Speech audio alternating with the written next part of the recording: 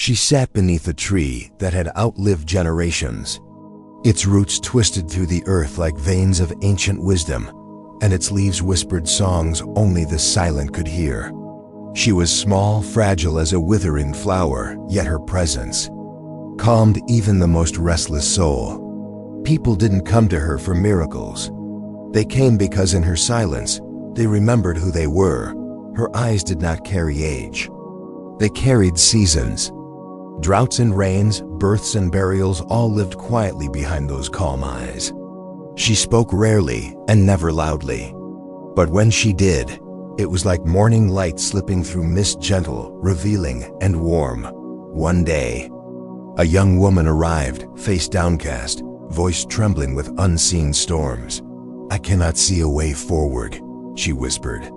"My days feel heavy and the nights unbearable." The old woman didn't answer right away. She simply reached for the earth beside her and drew a small circle in the dust. "Do you know what this is?" she asked. The young woman shook her head. "It's your sorrow," the old woman said softly. "Contained, small, but your mind holds it like the entire world." The girl looked confused. The old woman smiled faintly, the way the moon smiles when it knows the tide will turn. If we carry pain as if it's infinite, we lose sight of all that is not pain. But if we give it a place, even sorrow learns to rest. And the wind paused, as if listening. The young woman sat beside her, unsure of what to say. Around them, the breeze rustled through the banyan leaves like a quiet applause from the unseen. The air felt softer now, though nothing had changed except perhaps her willingness to listen. The old woman looked toward the horizon where the sun met the edge of the fields. "Pain," she said, "is a visitor. But we often build a room for it in our hearts, offer it tea, and call it family. We forget it came to pass through, not to stay." The girl lowered her gaze. "But I am afraid," she confessed. "Afraid my husband won't return. Afraid my children will go hungry. Afraid I am not strong enough." The old woman picked up a fallen leaf, dry and crumbling. "This leaf," she whispered, "once danced in the wind, once drank from the clouds. Now it returns to the soil, feeding the roots that hold this tree upright. Nothing is wasted, not your fear, not your sorrow. They too can feed your strength." The young woman looked up, her eyes moist but calmer. "But how do I begin?" she asked. "Begin with one thought," the old woman said, placing the leaf in her palm. "A thought that doesn't hurt you. Let it be small, let it be gentle, let it be kind." The young woman held the leaf tightly. "Will that be enough?" The old woman's eyes gleamed. "It's more than enough. It's the beginning of your return to yourself." Shadows lengthened. Silence deepened. They remained there for a while, saying nothing. Silence, when shared, becomes something sacred. The kind that doesn't need words to heal. The sun had begun to lower itself into the arms of the earth, casting golden light through the tree's branches. The young woman, whose heart had arrived in pieces, now sat a little taller. The old woman closed her eyes for a moment, then opened them slowly.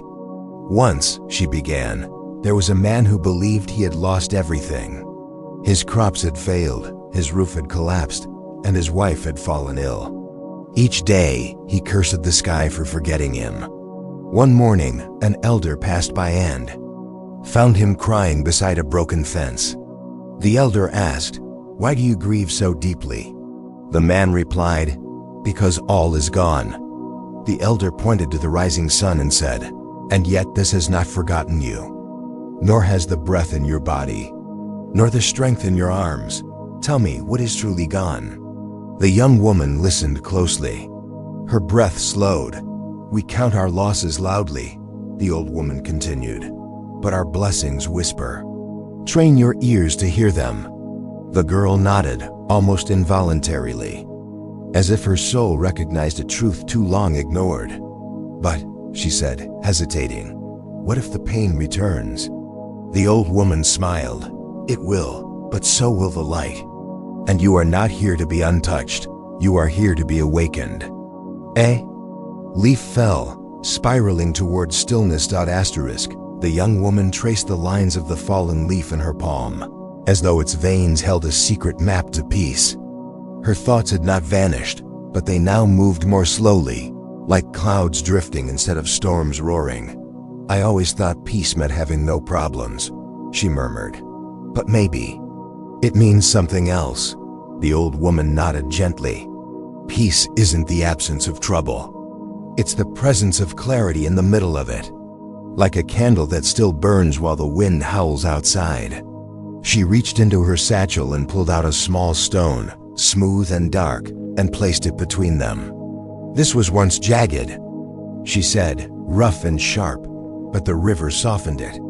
Years of surrender shaped it, not by force, but by patience. The girl touched the stone, surprised by how warm it felt in the fading light. You want to be strong for your children, the old woman continued. Then be like the river. Flow, even when the path is uncertain. Soften the edges of your fear, not with denial, but with grace. A breeze passed, lifting a strand of hair from the girl's cheek. She closed her eyes. For a moment, she forgot the hunger, the waiting, the unknown. She was simply here, breathing with the earth. I don't know if I can change everything, she whispered. You don't need to change everything, the old woman replied.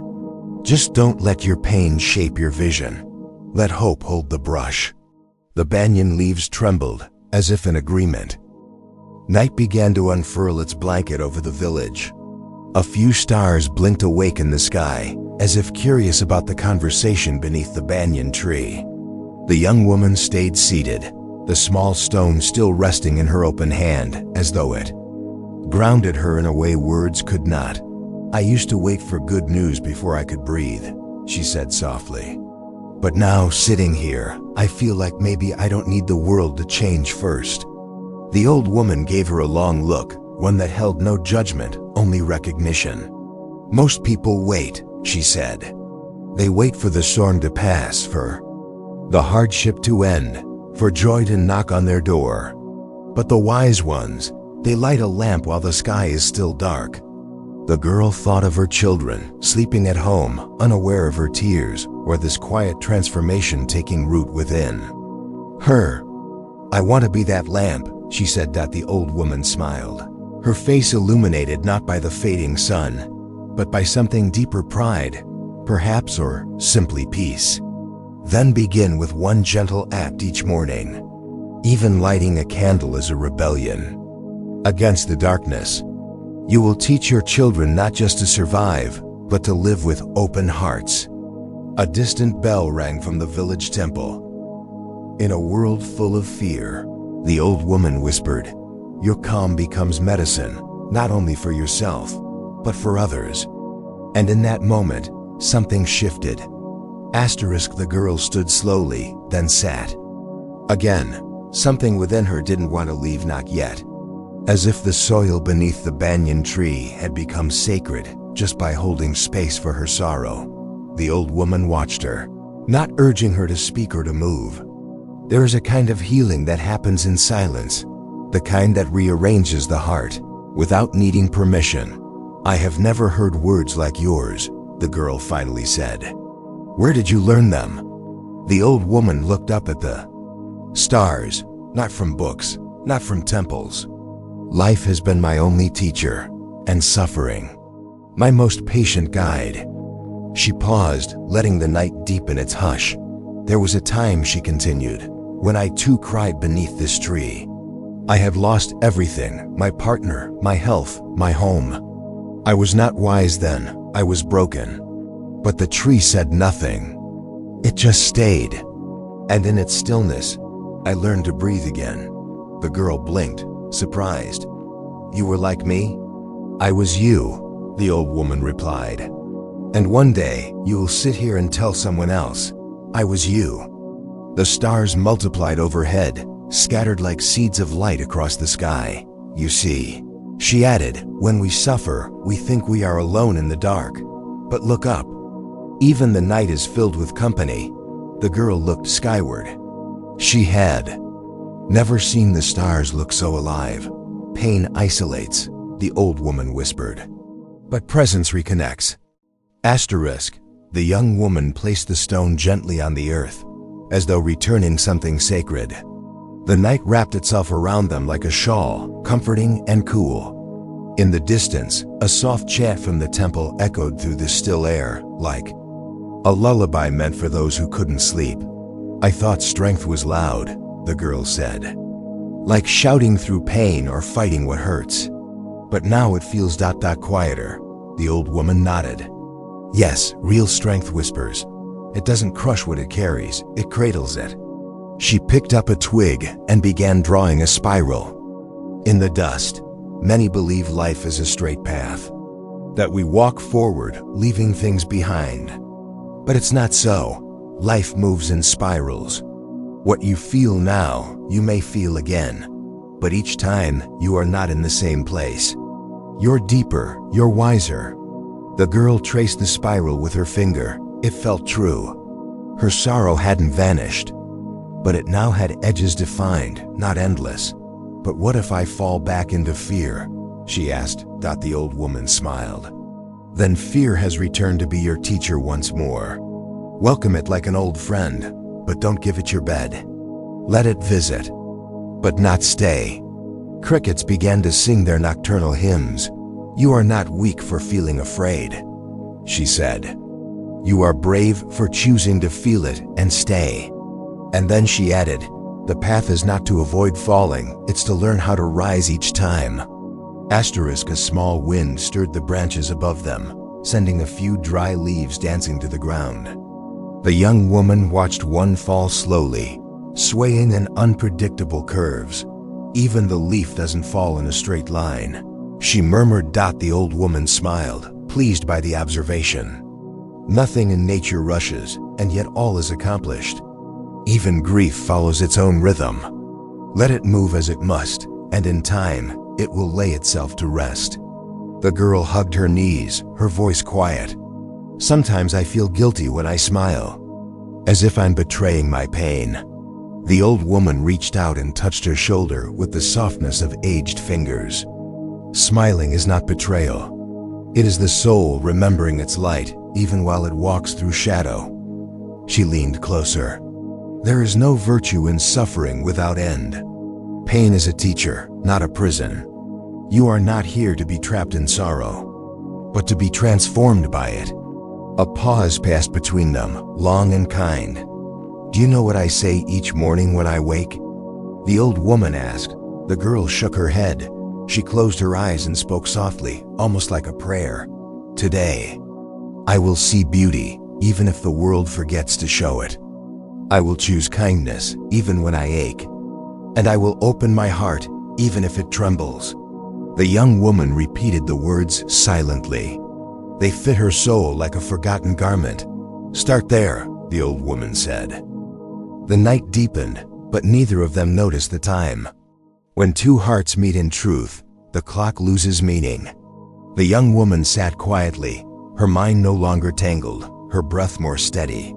The weight hadn't disappeared, but she no longer carried it alone. Sometimes, she said, I feel like I failed, as a mother, as a wife, as a person. The old woman didn't flinch. She reached down, scooping a bit of soil into her palm. This earth, she said, has been stepped on, soaked by storms, cracked by drought. But still, it gives life. She let the soil trickle slowly through her fingers. Why do you expect yourself to be unbroken in a world that teaches through breaking? The girl exhaled, her chest loosening. No one had ever given her permission to be imperfect without shame. We don't bloom in spite of our struggles, the old woman added. We bloom because of them. The wound is where the light dares to enter. She reached into her satchel and pulled out a small cloth pouch. Inside it were seeds, tiny, fragile, seemingly lifeless. These, she said, placing them in the girl's hand, hold beauty you cannot see yet. But give them dark soil, patient time, and your care ... and they will rise. The girl looked at the seeds, her eyes wide. Like me? The old woman nodded. Exactly like you. The beauty inside you is waiting for your belief.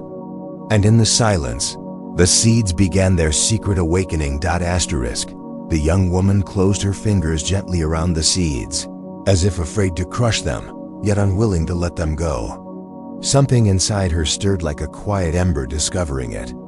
Could still glow. She looked up. What if I plant them and nothing grows?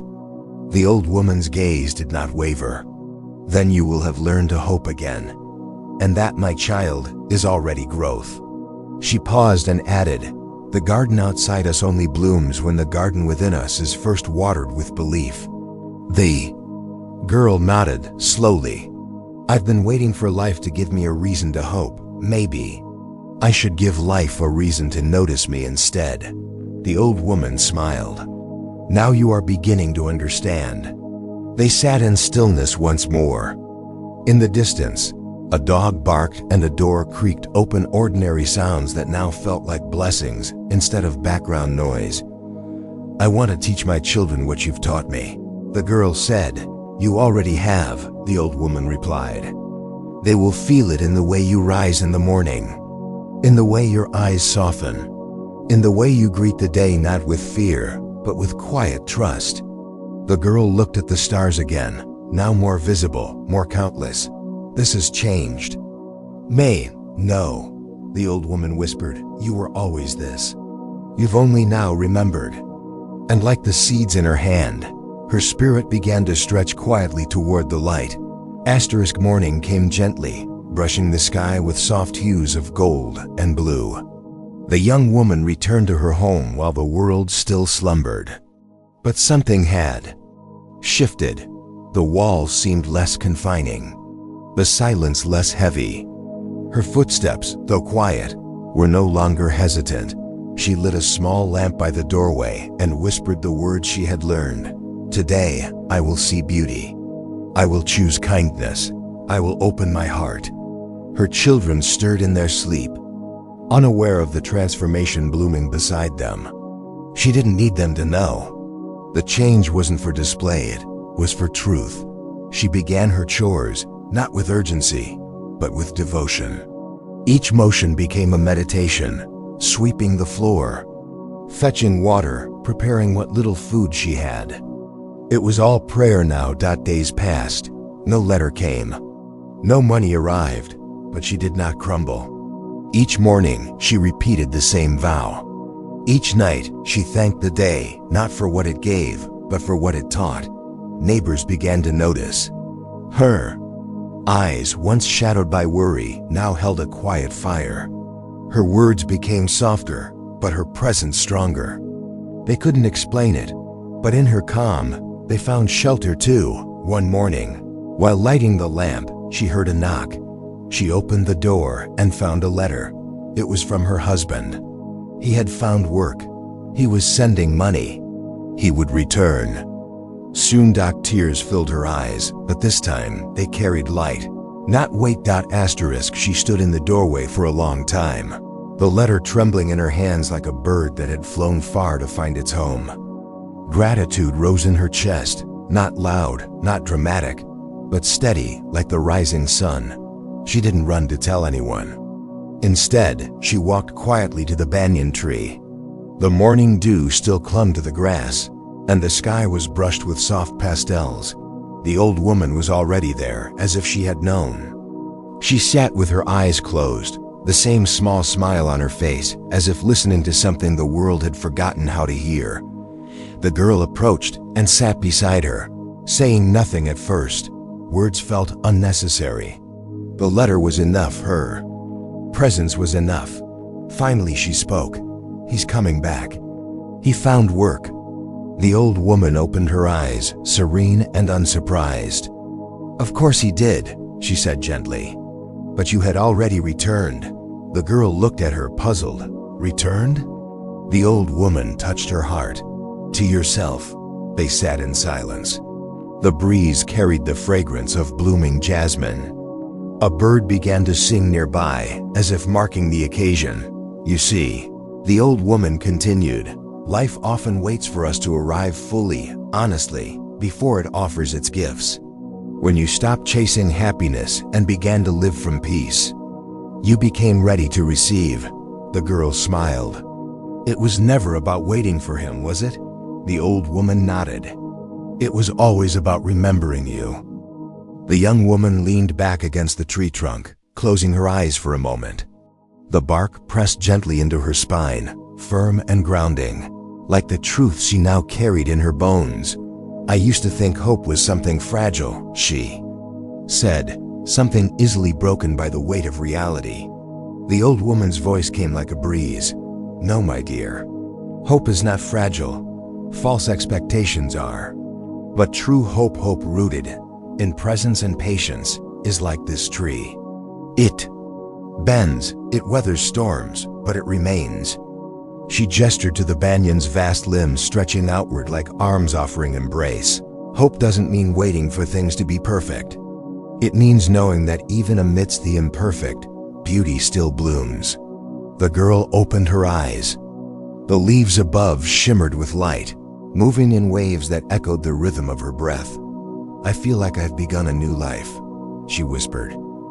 "And yet, nothing around me has changed." The old woman turned to her, her expression soft. "When your vision clears, the world doesn't need to change. You see it differently, you touch it differently, and it touches you back with the same grace." A butterfly fluttered by, briefly landing on the girl's hand before lifting into the air. "You've become like that," the old woman said. "Light, free, not because you escaped hardship, but because you stopped clinging to it." And the girl understood. Freedom had never been outside her, it had always waited in her stillness. The days grew longer, and with each sunrise, more villagers began to notice the quiet change in the young woman. She spoke less of fear and more of presence. Her laughter, though not loud, rang with sincerity. Her eyes, once lost in distance, now held those who spoke to her with gentle attention.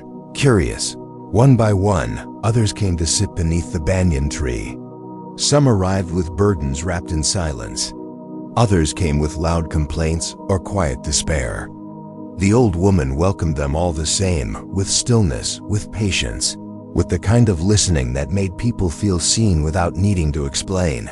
She did not offer grand solutions or promises. She simply listened. And then, as she had done with the young woman, she shared stories. Not stories of miracles or magic, but of simple truths hidden in the folds of everyday life. To a man grieving his lost harvest, she spoke of the tree that grows slow but lasts longer. To a woman weeping over loneliness, she told of the river that flows alone yet nourishes the land it touches. The villagers began to carry her words back to their homes, not as answers but as seeds. And slowly, like morning mist giving way to sunlight, things began to shift. Not through force, but through quiet awakening. The young woman watched it all unfold with awe. How does she know what to say to each one of us? Someone asked. She doesn't, the girl replied. She simply knows how to see. The banyan tree became more than a place of rest. It became a mirror reflecting each visitor's pain, longing, and light without judgment. Under its wide canopy, people began to soften. Not because their lives had grown easier, but because something within them had grown deeper. The old woman never asked anyone to believe in anything but their own breath, their own presence, their own quiet strength. She reminded them, with simple words and tender silence, that every soul carries a flame, even when hidden beneath ashes. One morning, a boy came running to the tree, breathless and upset. His father had shouted at him for breaking a tool. Tears spilled from his eyes, full of shame. He sat in front of her, waiting for scolding or comfort. Instead, she handed him a cracked clay bowl and poured water inside. It leaked slowly, drops falling to the ground. "Is it useless?" she asked him. The boy shook his head. "No. It still holds some water," she smiled. "Like you." You may have cracks, but you still carry something precious. Don't let a harsh word make you forget that." The boy wiped his face and nodded.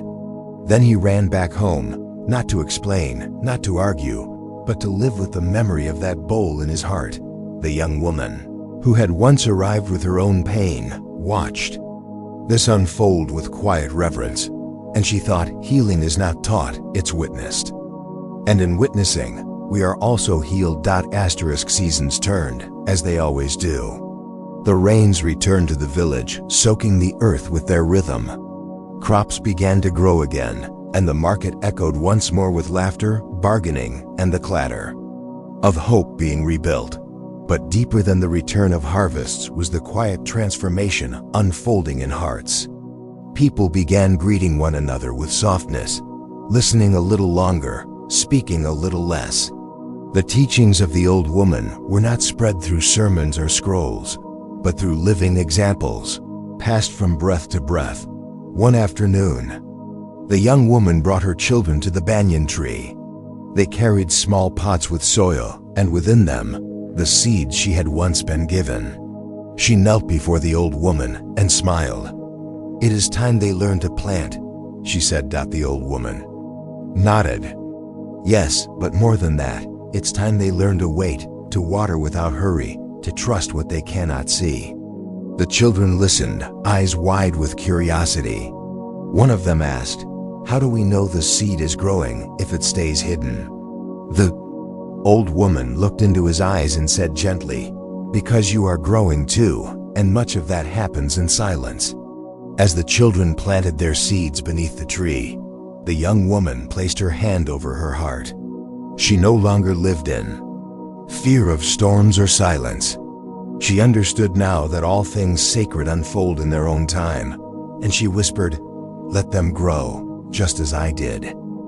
Time moved on, weaving its quiet patterns through the days. The children's seeds sprouted, small green shoots pushing up through the soil. They watered them carefully, checking each morning, marveling at every inch of growth as though witnessing a miracle. The old woman, now slower in her steps, continued to sit beneath the banyan tree. Her voice was softer, her silences longer, yet her presence had only deepened.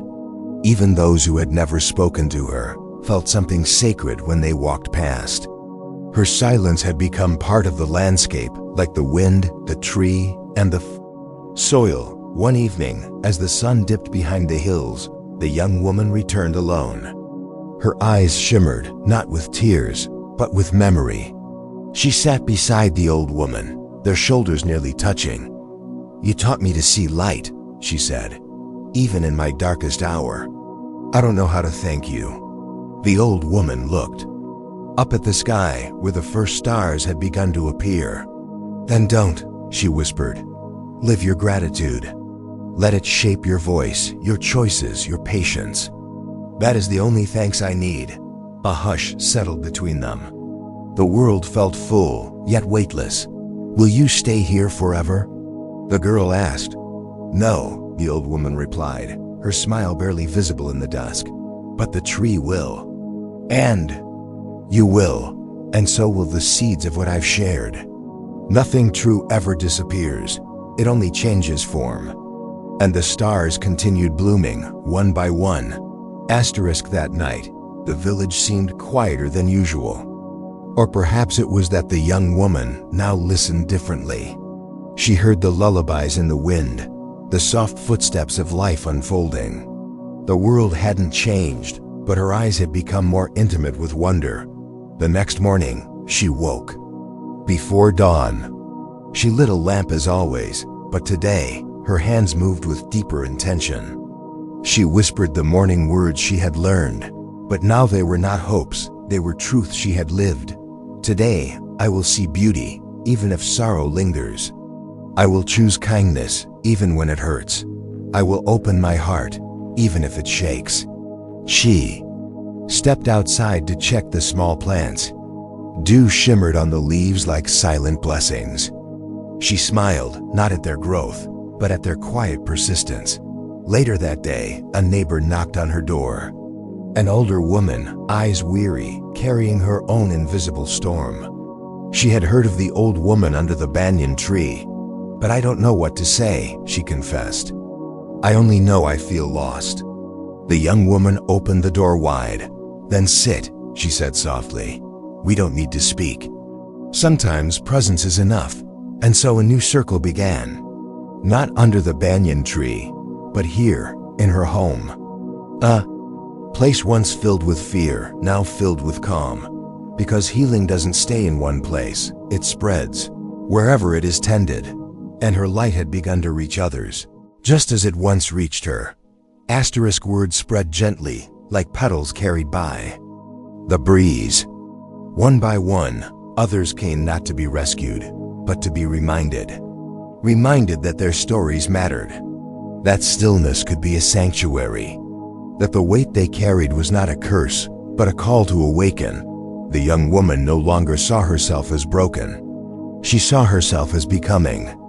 And in her becoming, she became a mirror for others, reflecting not their flaws, but their forgotten strength.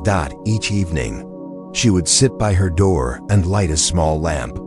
Not because the darkness frightened her, but because she had learned how to honor it. For in the heart of darkness, she had met her light. One afternoon, a child approached her and asked, "Are you the wise woman now?" She laughed softly. "No," she said. "I'm just someone who listened." "To what?" the child asked. She looked up at the sky, the clouds moving slowly overhead.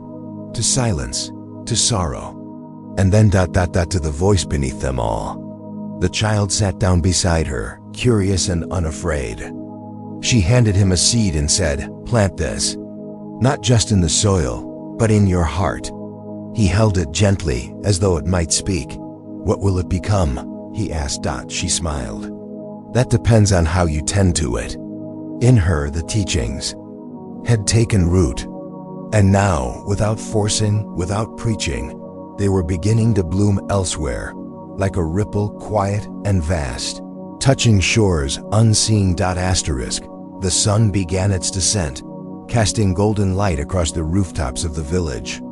The banyan tree stood still as ever, its roots deep in silence, its branches lifted in reverence to the sky. Beneath its shade, the old woman now sat less often. Her body had grown tired, but her presence lingered like a fragrance after the flower is gone. In time, the villagers noticed she no longer came at dawn. Some whispered of age, others of the end. But those who had truly listened knew she had never been just a person. She had become part of the rhythm, like the wind, the earth, the breath. One morning, the young woman walked alone to the banyan tree. She carried no questions, no sorrow, only gratitude. She knelt where they used to sit, closed her eyes, and listened, not for a voice, but for the stillness that remains when wisdom has been sown. And in that stillness, she whispered the words the old woman had once spoken. "Think gently, speak kindly, love bravely, and grow in silence." When she rose, she looked not back, but forward. There were others to guide now, not by answers, but by presence. As she returned to her home, she lit a lamp. Not for light, but for remembrance. The flame flickered and steadied. And so the lineage continued, not of blood, but of spirit. If these words touch something in you, let them travel further. Share them, breathe them, practice them. Let the silence speak through you. This journey is yours now.